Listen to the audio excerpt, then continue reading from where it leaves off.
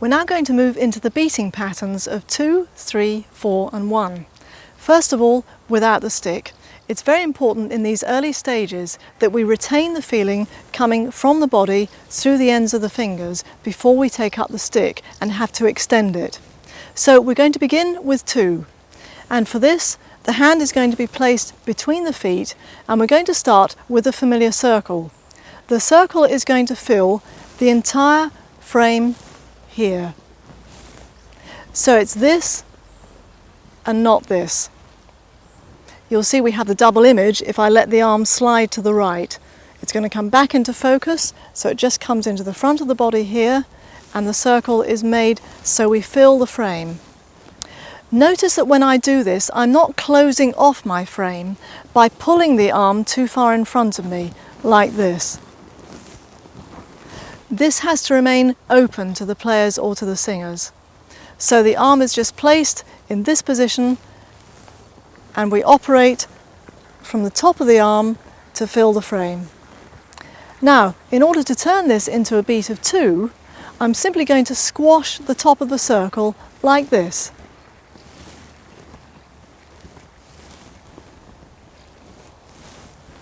So we retain the depth in the bottom part of the circle, and I've simply squashed the top of it so it resembles a sort of speech bubble. And you can see we have the pattern 1, 2, 1, 2, 1, 2. You'll notice that those beats come on different levels. Watch from the side. 1, 2, 1, 2, 1, 2.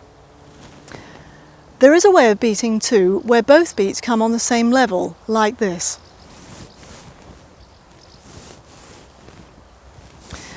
Now you'll see from the side, if I do that it's actually quite difficult to tell which is the first and which is the second beat. And it's often very useful for orchestral players particularly to know which is which. And don't forget that a lot of your players are not sitting in front of you, they're flanking you here. So the beat that you give needs to be clear from all angles. It needs to be clear, in other words, round 180-degree axis. And it's the upper arm that's used to change the level. Watch from the side again. We start here at the upper level, the arm dips down, lifts across to complete the beat.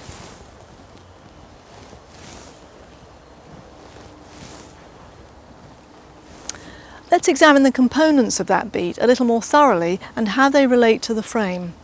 It begins with the longest finger on the hand in line with the left shoulder here. We dip down more or less to waist level to bring the hand up into line with the right shoulder. And the hand then simply comes across back to where we started. So if we isolate the beats, it becomes this. 1, 2, 1, 2. And the upper arm moves you through the dip and then across the body. 1, 2. Now of course that's a little static to be able to play with, so we simply round off the edges and it becomes this. 1, 2, 1, 2, 1, 2. You'll notice that I come quite high at the end of the first beat here in order to be able to place the second beat. It's not possible to place a beat from underneath. Look at the difference between that and this. 1, 2, 1, 2.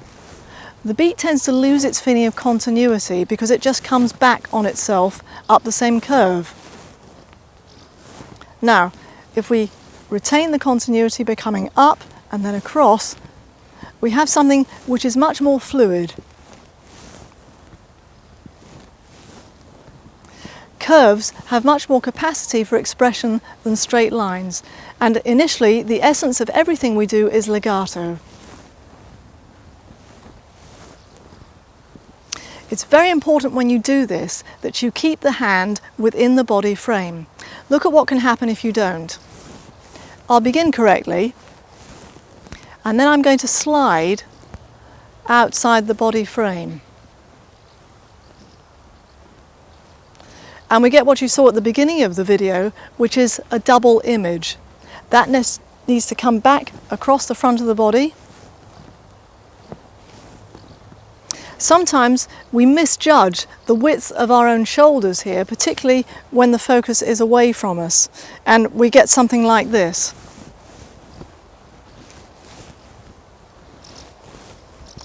Where the beat seems to fly away from us, and it's there that the music's going to escape. We have to have the feeling, as the arm moves to the right, of drawing the sound in. Watch.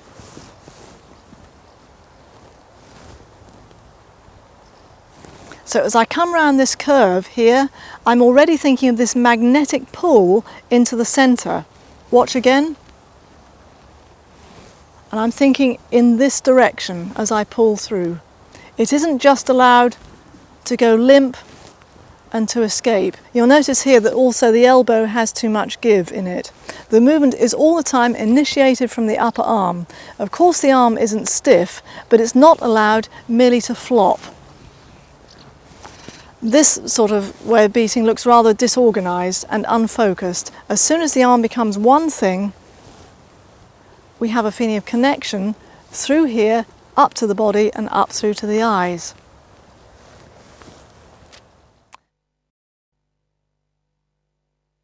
Three starts in a different position. It's going to start in the centre because the first beat is going to come down a little to the left, up a little to the right, and back up to where we began.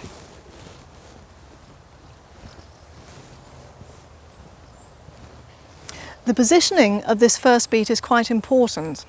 If I start with the first beat positioned to the right of the body here, as soon as I've given the first beat a move to the second beat is outside the body frame. This is no man's land. Look at it again and I'll continue the pattern. I appear to be throwing the sound away from me. We need to feel this magnetic pull into the body. So here we are, I'll reposition the beat. So I use the space to the left of the body, I pull up to the right, and I feel this pull to the centre as I'm doing this, up to the top and drop down again. Now the essential shape of this beat is triangular, and it's this. 1, 2, 3. Watch again. 1, 2, 3. We're going to round the edges of that to make it more fluid, and we do this with our circles. You remember the figure of 8 that we began with. 1, and we take a circle to 2, circle to 3, and a little ellipse at the top just to take us back down.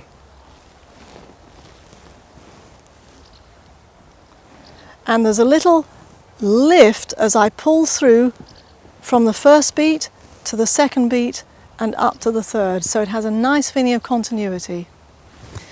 If I place the first beat too high, the second beat has a tendency to drop and the music seems to fall out of the frame. Watch.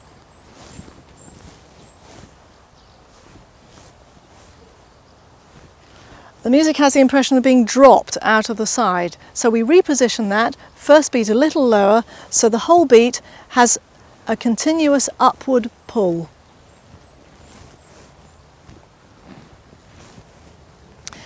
And you'll notice that the circles are used to move around the beats and they go a little outside the frame, but the actual placing of the beat itself is always within this area. It doesn't matter how much space I take around the beats, the actual sound is still placed here.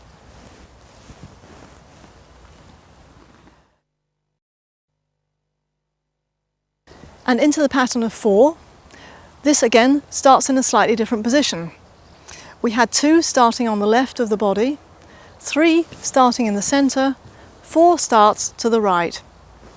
Just in line with the right shoulder, and it comes down, across, back and up.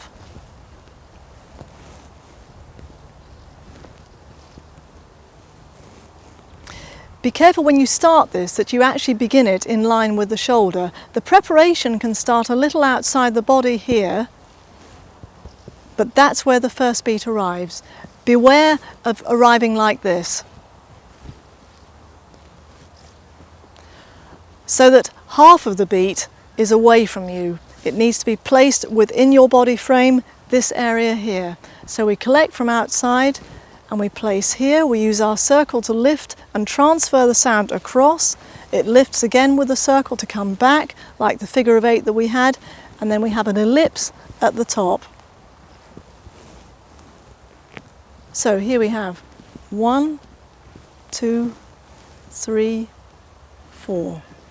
1, 2, 3, 4. And danger areas tend to be when the beat goes along the bottom part. When we come across to the left, we have to make sure that we still keep the hand a little away from us and that we don't do this.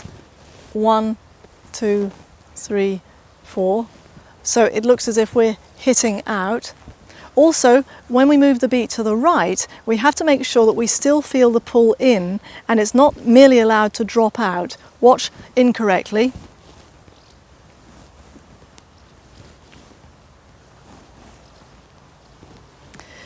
It's the change of direction that often causes the problem. In other words, the change of direction from here to here. And that has to be done quite simply. A change of direction often causes a crisis, and you see conductors using all sorts of means to obviate this. You see some rather unusual combinations, such as this.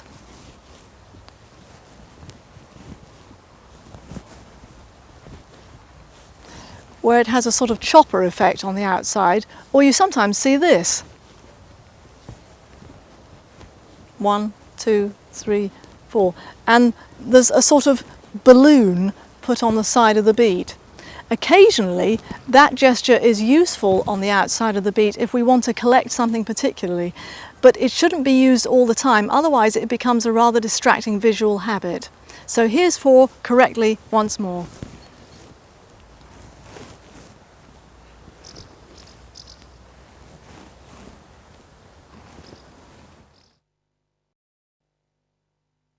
The beat we haven't dealt with so far is 1, and we can achieve this simply by the circle, but a slightly squashed one is going to become an ellipse.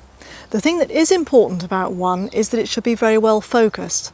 In other words, that the hand should be placed a good distance away from the body so it's clearly visible to everyone, people sitting here, here, as well as the people in front of you, and that it should be placed dead centre. The beat should be as simple and uncomplicated as possible. And if I widen it, you'll see that I'm reducing it from a circle to an ellipse that gives the impression of something simply moving up and down. Look what happens if I start to place that beat outside the body. It has a completely casual look and remains rather unfocused. Again, we're seeing 2 things, body and beat. Those need to be brought into line so the players see one thing only. Don't forget that if it's 1 in the bar, the music's often quite quick and the players have a lot of notes per beat. It's very important that you give them something that they don't have to look for. So here we are from the front again. And I'll turn sideways on so you can just see the extension away from the body.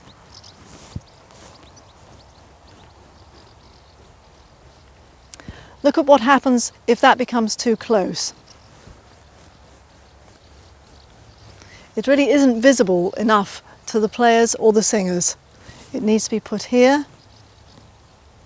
And despite the fact that it's a very economical beat, there's still a good feeling of lift at the top. We need all the time to retain this space at the top of the beat. Also, you'll notice that I'm retaining the line along here from the tip of the elbow to the end of the little finger. I'm not allowing the beat to do this. This gives you the impression of no stopping place. Conversely, if that line is tightened too much, so that we have this, the beat becomes very rigid and resembles more a karate chop than a musical gesture. So this is just brought into line and we have the feeling of collecting the sound and lifting it from underneath. You need to have a good sensation of the sound happening on the ends of the fingers here. It's a little bit like keeping a balloon in the air. The beat needs to be very buoyant. This will be even more important when we transfer this to the stick.